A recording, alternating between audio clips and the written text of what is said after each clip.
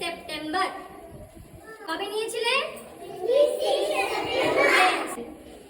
His full name is, or you can say his original name is Ishwar Chandra Bandyopadhyay, and he was given the name Vidyasagar for his excellence of education.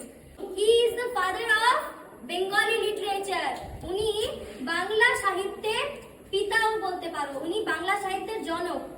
বর্ণ পরিচয় আমরা পড়ি তো, বর্ণ পরিচয় কি কি আছে বলো?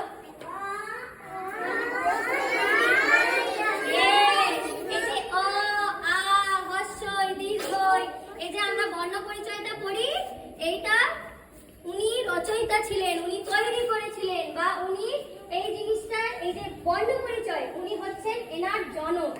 ঠিক আছে, বাংলা লিটারেচারকে জন্ম দিয়েছিলেন Vidyasagar. He translated the Bhagavad Gita in Bengali literature.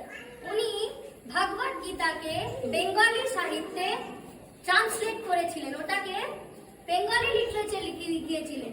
সেই কারণে আজও আমরা ভগবদ গীতা, আমাদের হোলি বুক, ইন্ডিয়াস হোলি বুক, আমরা ওই বইটাকে বাংলাতেও পড়তে পারি।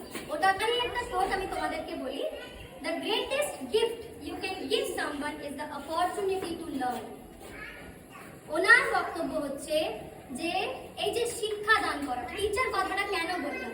আমরা সবাই তো টিচার, তোমরা ম্যাম বলো, স্যার বলো, বলো তো আমরা কি করি? তোমাদেরকে শিক্ষা দান করি, তাই তো?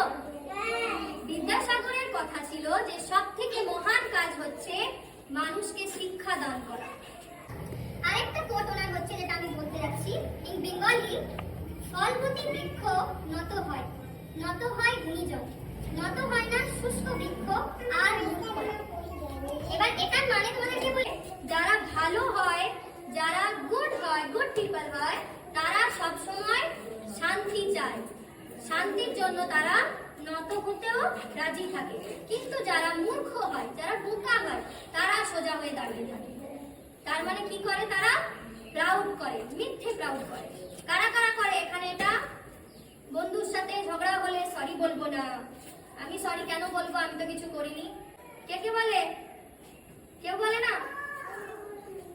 তুমি বলো না, বলো না তুমি, আমি সরি বলি, সরি বলো তো। ইয়েস,